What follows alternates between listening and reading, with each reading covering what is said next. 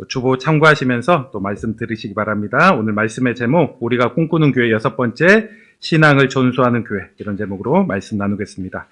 오늘은 교회 비전에 관련된 마지막 설교를 하려고 합니다. 홈페이지 가면 원래 한 8가지 내용이 있긴 한데, 토요일 비전 설명회 때 대략적으로 쭉 이야기했고, 또 과거에 설교할 때도 한 번씩 중복적인 그런 내용들도 있기 때문에 어느 정도 좀 설명은 됐을 것 같고, 오늘은 마지막, 또 이게 중요하기 때문에 한번 다루려고 신앙 계승, 우리 다음 세대, 우리 희망 세대를 키우고 전수할 수 있는 그런 비전, 마지막으로 오늘 교회 비전에 대해서 한번 마지막 내용을 나누려고 합니다. 옛말에 이제 부자가 3대 가지 못한다, 그런 말이 있습니다. 우리 옛말을 잘 기억하면 그게 그냥 세워진 말이 아니라 오랜 시간 또 세워졌기 때문에 그런 말들이 되게 공감 가는 내용이 많죠. 분명 부모는 돈 벌어서 아껴가지고 이것들 자식들에게 유산을 줬는데, 자식들은 노력해서 자기가 벌지 않았기 때문에 돈 무서운지 모르고 막 쓰기도 하고 하다가 자식 때 좀 흐트러진 모습이 있고, 손자들에게 이것들을 재산이 물려주긴 했습니다. 손자들이 성장하고 어느 정도 어른이 돼서 살면 그것들이 별로 남지 않습니다. 다음 4대 넘겨줄 그런 재산이 많지가 거의 없죠. 이런 것들 보면서 참 부자가 3대 가지 못하거나 3대 어느 정도 유지되면 어느 정도 잘 됐구나, 많은 경우 그렇기도 합니다. 그렇기 때문에 우리가 한편으로 재산 벌어서 자녀들에게 줄 것도 필요하지만은 또 무형의 재산도 우리가 한번 고민해 봐야 되겠다, 이런 생각을 합니다. 이제 보통 유산이라고 하면 2가지 측면이 있죠. 하나는 이제 재산, 돈과 같은 그런 어떤 유형적인 그런 유산이 있는 반면에 또 무형의, 보이지 않는 그런 유산들도 있습니다. 가령 우리 건강한 어떤 가정의 내력이라든지 가풍 혹은 신앙생활, 이런 것들 보이지는 않지만은 되게 물려줄 수 있는 그런 것들이 있을 것입니다. 그런데 이제 유형의 재산은 관리를 좀 못해가지고 쉽게 없어지고 무너질 때가 많지만, 무형의 재산은 잘 넘겨주면 이것들은 쉽게 없어지지 않습니다. 자식들을 지키고 후손들을 지켜나가는 그런 모습들이 있죠. 그러면서 우리의 비전은 믿음의 유산, 믿음의 계승들을 할 수 있는 그런 교회의 모습들을 꿈꿔나가고 있습니다. 그런 예 중에 제가 성경에 보니까 아브라함이 되게 좋은 믿음의 예이죠. 아브라함이 딱 신앙을 가진 다음에 이 신앙을 아들, 손자, 또 증손자 쭉 이렇게 이어주는 그런 모습들이 나옵니다. 그러면서 이제 아브라함의 손주인 야곱이 그런 내용이 나옵니다. 우리 성경 한 구절 앞에 있는데 한번 보여주시겠습니다? 그러니까 창세기 48장 15절에 보니까 이런 구절이 있어요. 이 구절은 이제 아브라함의 손자였던 야곱의 아들인 요셉을 향해서 기도하면서, 야곱이 그의 아들 요셉을 향해서 기도하면서 이렇게 기도합니다. 뭐라고 하냐? 그가 이 야곱이 요셉을 위하여 축복하여 기도하며 이르되, 이렇게 얘기합니다.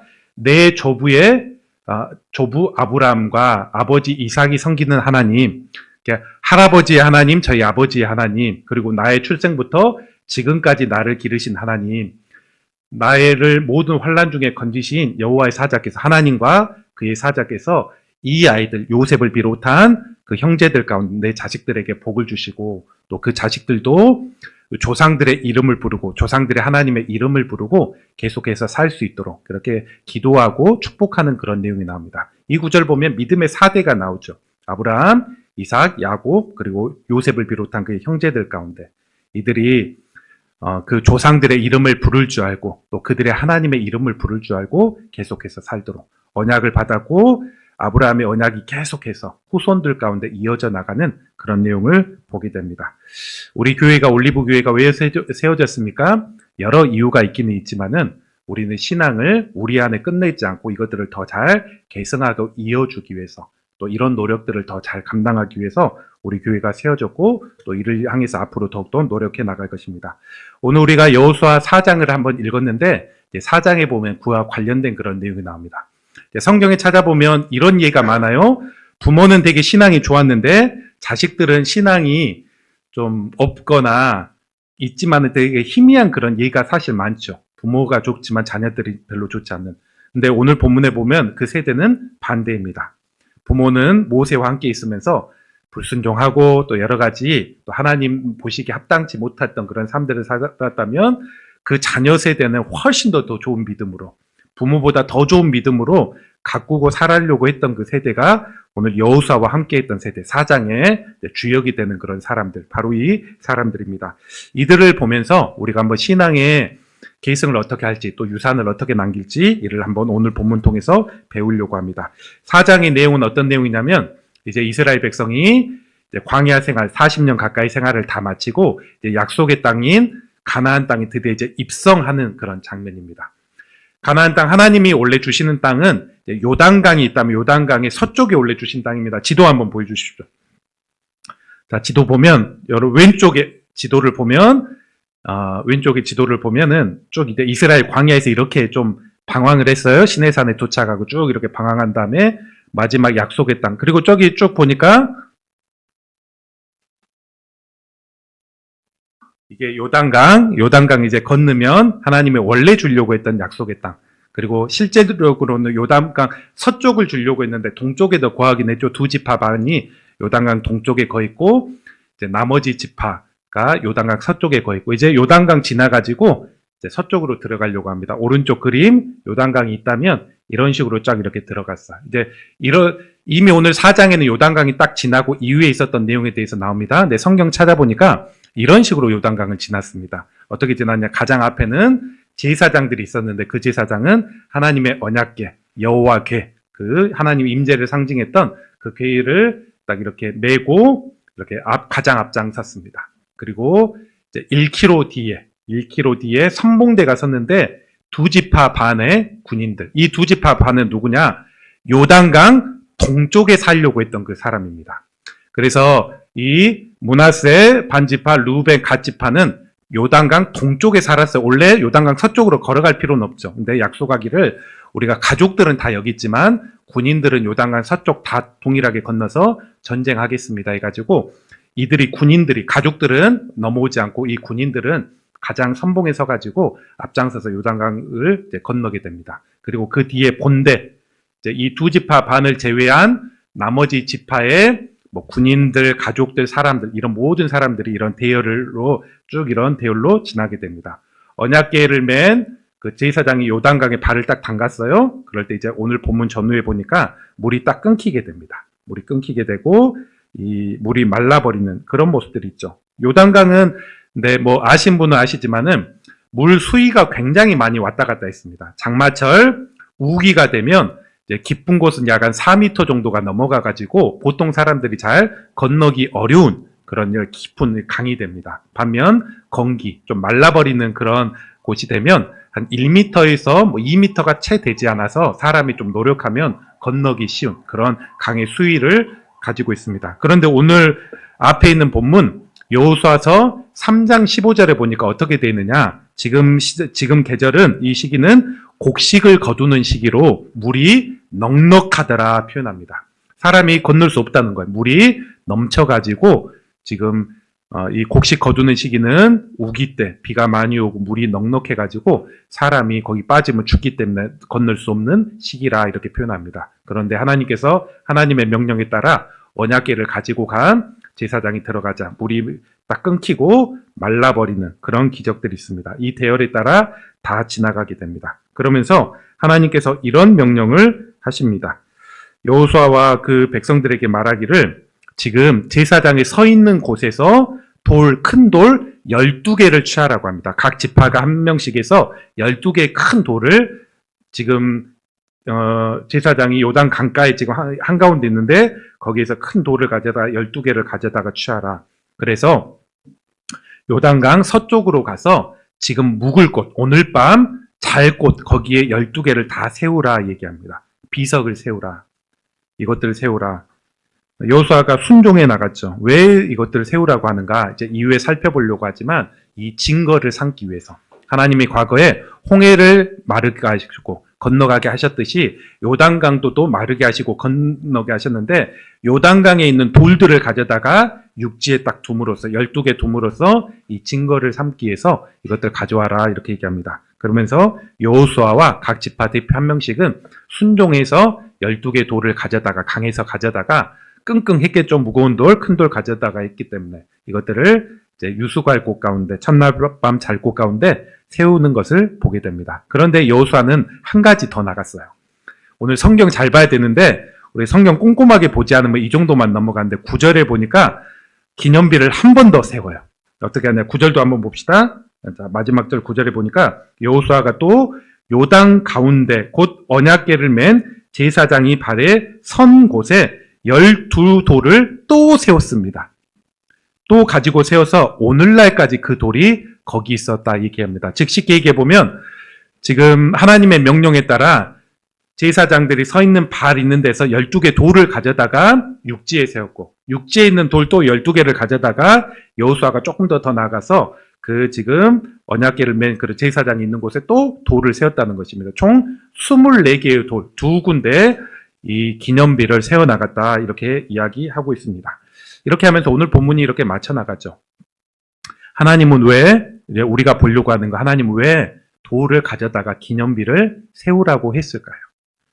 이것도 이제 6절, 7절에 보면 그런 내용이 나오는데 크게 두 가지 의미가 있었습니다. 이를 보면서 우리 신앙을 돌아보고 또 믿음을 계승하는 그런 믿음을 또 우리가 갖기 원합니다. 첫 번째 이유는 현 세대를 위해서, 지금 있는 그 세대를 위해서 이 기념비를 세우라고 했습니다. 곧 하나님의 능력, 하나님의 함께하심, 신실하심의 증거를 삼기 위해서, 이를 경험해 나가는 증거를 삼기 위해서 하나님은 지금 강에 있는 돌 12개 가져다가 저기 지금 첫 번째 묵을 장소에 돌을 세워라 이렇게 얘기합니다. 자, 6절 봅시다. 4장 6절 초반부 이렇게 얘기합니다. 이것이 너희 중에 표징이 되리라. 이 돌들이 하나님의 능력, 하나님의 어떤 약속을 지키시는 신실하심이 표징이 될 것이라 이렇게 얘기합니다. 하나님께서 홍해를 가르시고 마르시게 했던 것처럼 요단강마저도 마르고 가르게 하셔서 하나님 멀리 계신 하나님이 아니라 너희와 함께 하시고 하나님이 원하시면 이런 일까지 아주 특별한 일까지 할 수 있는 능력의 하나님임을 이야기하고 있는 것입니다. 그 증거로 이 돌을 세우라는 것입니다. 그리고 성경에 보면 이런 예시가 때때로 나와 있어요. 한번 우리 생각해 볼까요? 하나님이 그 표징을 위해서 세우라고 명령하셨던 그런 기억나는 그런 장면이 있습니까? 제가 보니까 이런 장면이 기억납니다. 출애굽기 16장에 보면 이런 구절이 있습니다. 출애굽기 16장에 보니까 하나님께서 광야에 모세와 그 백성들이 광야에 있을 때 하늘에서 만나를 내리죠. 만나를 내릴 때 하나님이 그냥 이거 잘 먹고 매일 잘 모아서 먹으라 이렇게만 끝나지 않고 이런 명령도 하셨어요. 항아리에 만나를 담아라. 그래서 담아서 이것들을 언약궤에 집어넣어라 이런 얘기를 합니다. 증거 삼아라.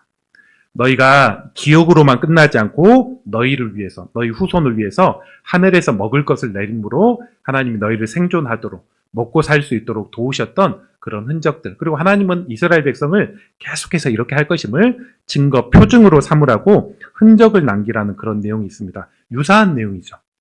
그리고 또 제가 기억나는 그런 내용이 이제 사무엘상 7장에 가면 사무엘 선지자가 있을 때 블레셋과의 전쟁이 있었습니다. 이스라엘 백성 전혀 준비되지 않았는데 블레셋 백성이 이렇게 침입해 올 때 하나님이 기적적인 승리를 주시죠. 그러면서 하나님이 또 돌을 세우라고 해요. 그 돌 이름을 에베네셀이라고 얘기했고 여기까지 도우셨다. 여기까지 하나님이 도우셨다. 돌 세움으로 이스라엘이 비록 준비되지 않고 전쟁할 힘들이 약함에도 불구하고 하나님의 뜻 가운데 살아가면 하나님이 도우시고 인도하신다. 그런 흔적들을 갖기 위해서 사무엘상 7장 12절에 에베네셀 돌 세우라, 기념비 세우라 이런 말씀이 있습니다. 오늘날 성경에서는 우리를 향해서 어떤 비석을 세워라, 어떤 뭘 간직해라 이렇게 직접적으로 말하는 구절은 없습니다. 그런데 구약에 이런 여러 사례들을 보면 이것들이 우리의 믿음의 지혜이죠. 중요한 사건들이 있다면 쑥 그냥 지나가 버린 것들이 아니라 우리의 믿음, 우리의 확신, 또 하나님의 신실하심을 상기하기 위해서 우리가 뭔가 흔적을 남겨놓고 기념할 만한 것들을 세우고 그런 것들을 하는 것들은 우리에게 믿음의 지혜이기도 합니다. 우리 인간은 뭐 좋은 기억이든 나쁜 기억이든 잊혀지죠. 나쁜 기억도 시간 지나가면 잊혀지고 그때 분노했던 마음들도 좀 이렇게 누그러지면서 사람이 감정도 이렇게 달래지면서 사는 게 바로 인간입니다. 그런데 또 인간은 나쁜 기억뿐만 아니라 꼭 기억해야 될 것들도 쭉 이렇게 희미하게 되죠. 까먹게 되죠. 그렇기 때문에 우리의 신앙의 지혜 중에 하나가 뭐냐?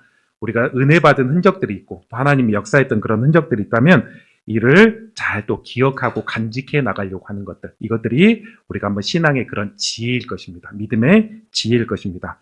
그리고 신약시대의 성찬식도 보면 예수님이 어쩌면 그 측면 여러 목적이 있기는 있지만 성찬식 역시도 이를 기념하고 기억한다는 의미가 있습니다. 우리가 예수 안에 예수님과 함께 연합되어서 십자가에 못 박혀 죽었고 살았다, 그런 의미. 또 예수님이 우리 위해서 죽으셨다는 것을 기념하고 기억하는 그런 의식이 기념비처럼 하는 것들이 바로 성찬식. 성찬식이 그런 의미만 있는 것은 아니지만 성찬 자체가 예수님의 그 공로와 보혈, 이것들을 우리가 계속 예배 때 기억하고 기념한다, 그런 의미를 또한 가지고 있습니다. 오늘날은 우리가 은혜를 기억하기 위해서 큰 무거운 돌 가져다가 낑낑대 가지고 어디 세울 필요는 사실 없습니다. 너무 쉬워졌죠. 우리가 이런 것들을 한다는 것은, 그러니까 예를 들면 한번 이런 것들이 있을 것 같습니다. 우리가 핸드폰 다 가지고 있는데 핸드폰으로 뭐 사진을 찍어서 그런 흔적들을 간직한다든지, 뭐 좀 더 나아간 사람 인쇄까지 뭐 한다든지 이런 것도 있을 수 있고, 혹은 어떤 좋은 기억이 있다는 것들을 기록으로 흔적으로 남겨두는 거.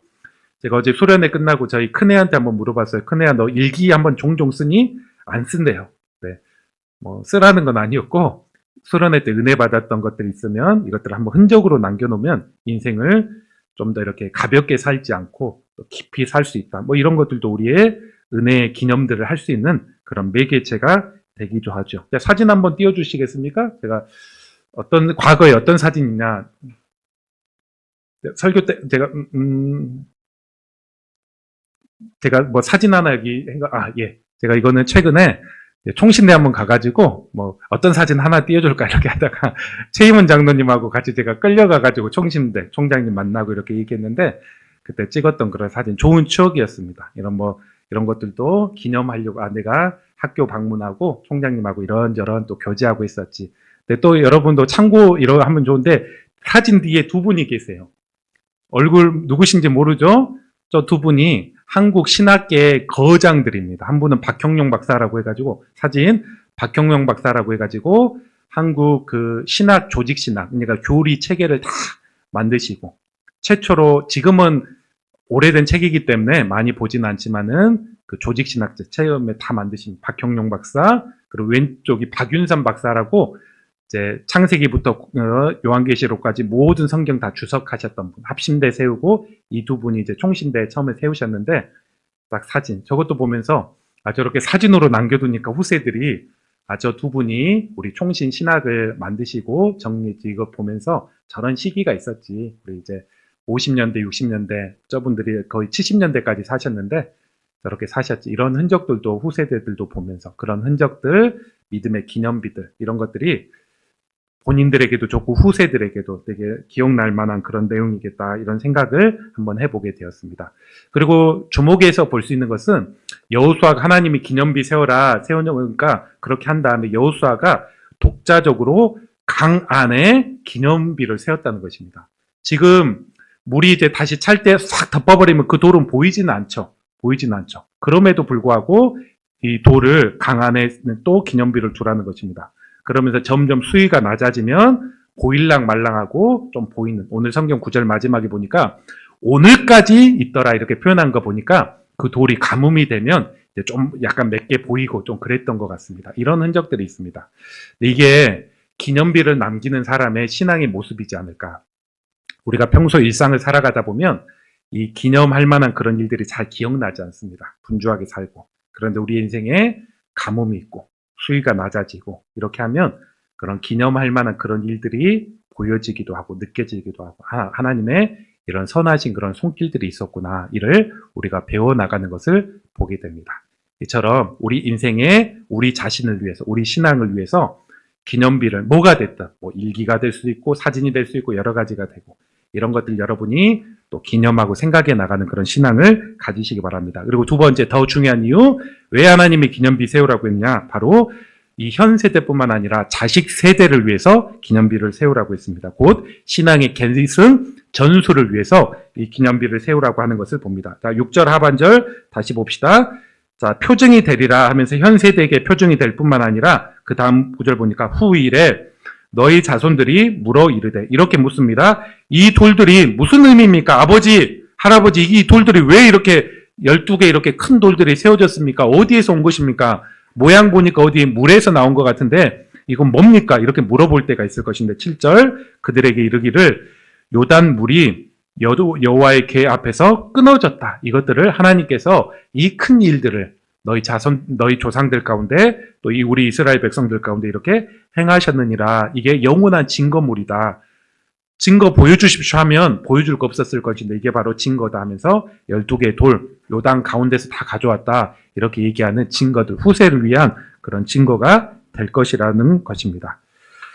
이처럼 이런 것들 통해서 이들은 하나님이 가짜 아니구나. 하나님이 이런 것들을 큰 일을 소문으로만 아니라 진짜로 하셨구나. 이것들을 후대의 사람들이 알게 되는 것입니다. 제가 이번 주 수업을 들으면서 공부한다고 했잖아요. 한 과목 듣고 있다고 했잖아요. 수업을 들으면서 이런 내용을 한번 들었습니다. 이제 그 플러 신학교가 되게 유명한 것 중에 하나가 유스 센터라고 해서 세계에서 가장 그 유명한 그 강한 그 유스 센터 청소년 사역 그 연구소가 있습니다. 거기에서 몇 년 전에 어떤 조사 하나를 발표했는데 이제 어린이, 청소년, 청년기를 겪으면서 쭉 신앙이 유지되는 그런 아이들이 있었는데 이들을 한 6년, 7년 동안은 계속 추적을 했어요.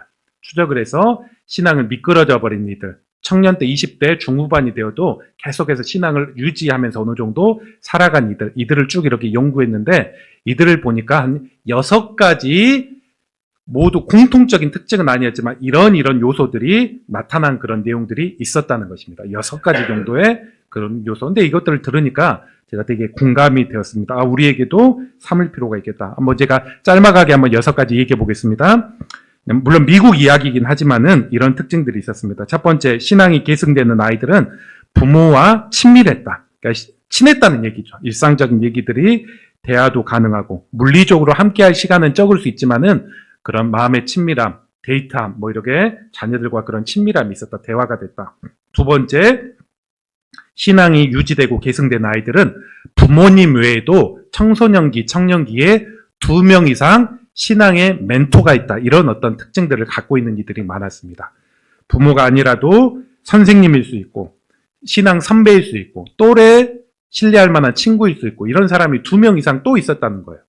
저도 돌아보니까 제가 청년기에 되게 신앙이 좋았는데 청년기는 말할 것도 없고 청소년기에도 1살에서 3살 정도 많은 선배들이 저를 많이 끌어줬습니다. 가면 되게 반가워하고 또 제가 생각해 보면 저도 이제 어제 수련회 있었는데 중고등부 청년부 수련회 끝나고도 집에 안 가려고 하고 자꾸 교회에 있고 막 그랬던 기억이 있는데 왜 있었냐면 형들하고 같이 얘기하고 놀고 이런 것들이 너무 좋기 때문에 수련회 끝나고도 좀 더 있다가 이렇게 가려고 하고 그런 어떤 흔적들, 선배들, 아무튼 신앙의 멘토들이 2명 이상 잘 있어서 끌어주는 그런 흔적들이 있었다는 것입니다.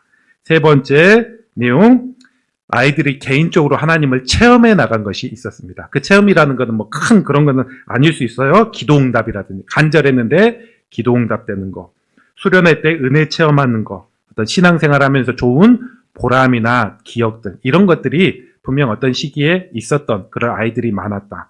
네 번째, 장년과 함께하는 신앙의 모습이 있었다 얘기합니다. 장년들과 함께하는.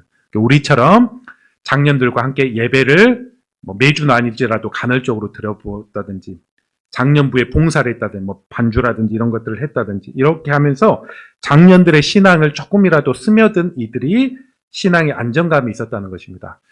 그러니까 요즘 보면 유초등부, 중고등부, 청년부 각계 부서는 강하지만 이렇게 섞여 있는 것들이 쉽지가 않죠. 그러니까 부서만 올라가도 아이들이 흔들려 버리고 중고등부에선 잘 있었는데 청년부 올라가면서 너무 달라버리니까 흔들려 버리는 그런 모습들이 있는데 좀 신앙의 안정감 있는 친구들은 그런 장년부에서 같이 어울려주고 저도 생각해 보면 제가 고등학교 2학년 때부터 제가 다녔던 교회 저녁 예배를 참석했거든요.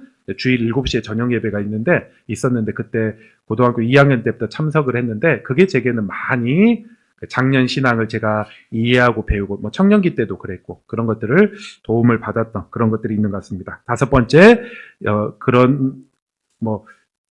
내용은 부모의 회심 이야기를 들은 적이 있다. 부모가 어떻게 신앙생활했고 어떻게 믿음이 깨졌는지 어떻게 하나님 중심으로 살게 된 계기가 무엇이었는지 이것들을 들어본 그런 흔적들이 있는 아이들이 많았습니다.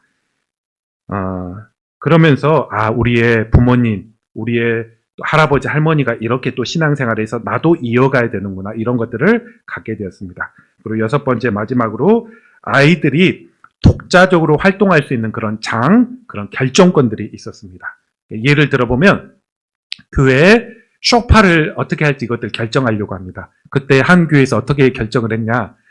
야, 이 교회는 앞으로 가장 오래 머물 사람들이 너희니까 청소년 너희가 결정을 해. 물론 가이드라인은 제시했죠. 얼마부터 얼마까지 가격이고 이 한 4가지 선택지를 줘가지고 그 중에 하나였으면 좋겠다 이렇게 얘기하면서 가이드라인을 제시해주면서 마지막 결정들은 청소년들이 하도록, 그러면서 본인이 딱 결정하고 청소년들이 결정했다 보니까 적은 금액이지만 청소년들이 헌금도 하고 또 되게 잘 깨끗하게 쓰려고 하고 이런 것들. 그러니까 이만큼 아이들이 뭔가 결정들, 선택, 또 이것들 존중받아 나갈 때 그런 아이들이 또 교회 안에 또 믿음 안에 잘 큰 것들을 봅니다.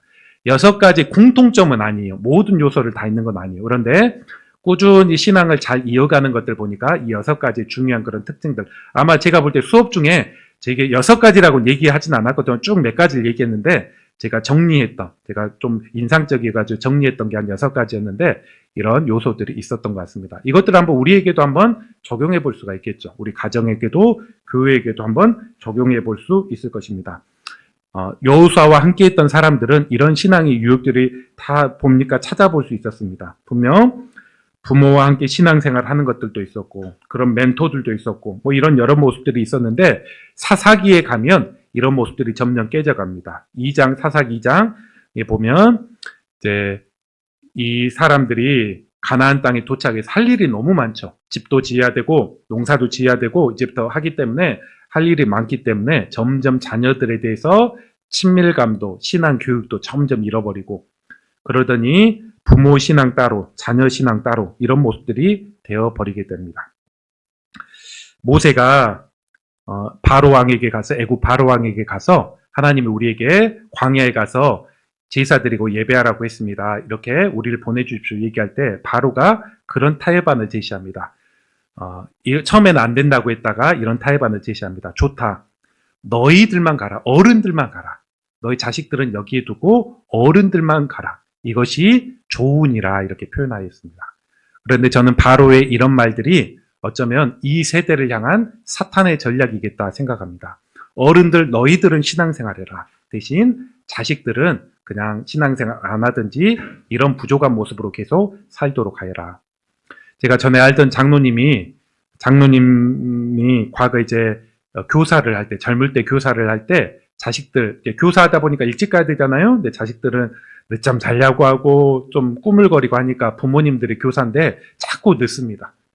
또 다른 교사 볼 때 미안하고 성실하게 못 느끼고 그렇게 자꾸 이런 일이 있어서 한 번은 아이들 그냥 두고 가버렸습니다.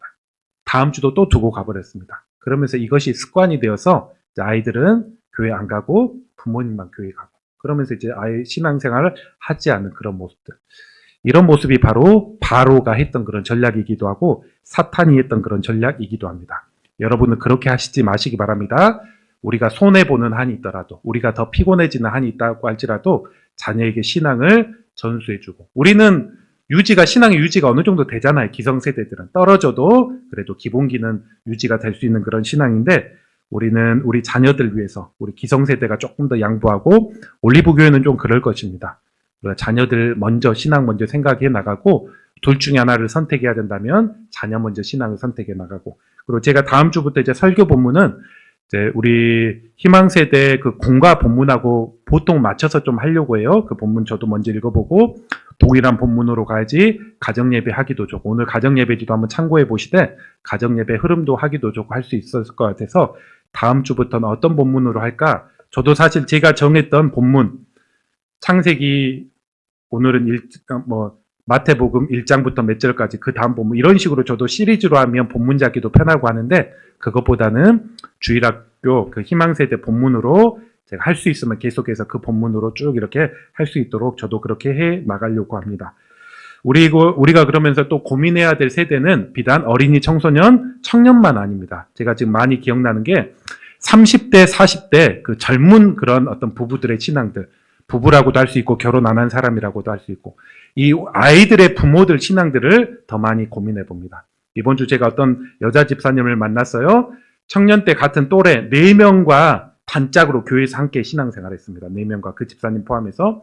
지금은 어떻습니까? 이야기하니까 그분이 40대 초반인데 2명은 이거 신앙생활 한 것도 아니고 안 한 것도 아니고 신앙에 계속 이야기는 하는데 제대로 하지 않고, 한 친구는 다른 교회 다녀서, 광주의 다른 교회 다녀서 그래도 어느 정도 잘하고 있고, 한 명은 자기도 좀 아쉽긴 한데 그렇게 신앙생활에 나가고, 청소년 청년 때 열심히 4명 같은 또래여가지고 여자 4명 신앙생활 했는데 절반은 거의 신앙이 없는 듯하고 2명만 유지되고, 그러면서 교제하고 대화는 가능하고, 이게 우리 주변의 그런 신앙입니다.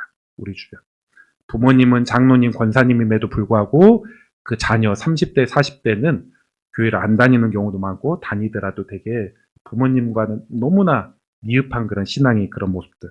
이런 우리가 세대를 향해서 많이 고민해야 될 것입니다. 우리가 생각해 나가는 신앙을 계승해 나간다는 것은 우리 아이들, 어린이, 청소년뿐만 아니라 30대, 40대도 어떻게 할까? 전도 대상자도 삼고, 또 순종하고 전략을 삼고, 또 그런 어떤 모습들이 되도록 우리는 해야 될 것입니다. 오늘 한번 말씀을 한번 정리해 보겠습니다. 오늘은 하나님께서 여호수아를 통해서 요단강 딱 지난 다음에 기념비 세우라고 말씀하셨죠. 그리고 여호수아는 여기서 한 걸음 더 나가서 또 다른 2번째 그런 기념비까지도 세우곤 하였습니다. 왜 하나님이 이거 세우고 여호수아가 세웠나요? 첫 번째 이유로는 현 세대를 위해서, 하나님의 신실하심, 능력, 함께하심의 그런 증거를 삼기 위해서. 여러분도 간헐적으로 신앙을 기념하는 어떤 믿음을 가지시기 바랍니다. 기념비 세우고 신앙 세우고. 그래서 우리 교회도 좀 그런 것들을 하려고 합니다. 저는 벌써 교회 25년사를 벌써 쓰기 시작했어요. 이런 흔적들이 있으면 그런 사진들도 제 일기 속에, 이런 일기가 제가 은퇴할 때쯤 되면 교회 책자 이렇게 하나 하면 그런 흔적들이 될 것이다 하면서 그런 것들을 조금씩 지금부터 이렇게 모으고 있고, 그런 흔적들을 이렇게 갖고 있습니다. 여러분의 어떤 신앙 가운데서도 그런 흔적들을 갖고 하나님 신실하시지, 그리고 우리 인생이 가뭄이 올 때 그런 흔적들을 한번 보면서 이렇게 도우셨지, 이런 모습들을 발견하기 원합니다. 더 중요한 거, 이 신앙을 우리의 자녀들, 우리의 세대들 가운데 이어갈 수 있는 그런 믿음을 가지시기 바랍니다. 많은 교회가 신앙 전수에 실패하고 있습니다. 그리고 어쩌면 안 된다 뭐 이런 얘기도 많이 있습니다. 우리는 포기하지 않아야 될 것입니다. 다음 세대에 신앙을 전수할 수 있는 교회, 더 온전하게 될 수 있는 교회, 여호수아 세대처럼 부모보다 자녀들의 신앙이 더욱더 활력이 있는 그런 세대, 이런 것들을 우리가 꿈꾸며 나가기 원합니다. 그러기 위해서 우리가 또 순종하고 반응해야 될 것들이 무엇인지, 우리가 또 한편으로 희생해야 될 것들이 무엇인지, 우리가 아브라함의 가정처럼 신앙의 3대가 이어지고 4대가 이어져 나가면서 부모님, 할아버지, 할머니의 그 하나님의 이름으로 축복도 하고 함께 불러가는 어떤 그런 공동체가 되기 원합니다. 이런 어떤 비전으로 또 교회를 세워나가시고, 또 홈페이지에 나와 있는 8가지 내용 보면서 합심해서 또 기도하고 협력하는 우리 성도 되기를 주의 이름으로 축원합니다. 우리 한번 기도하겠습니다.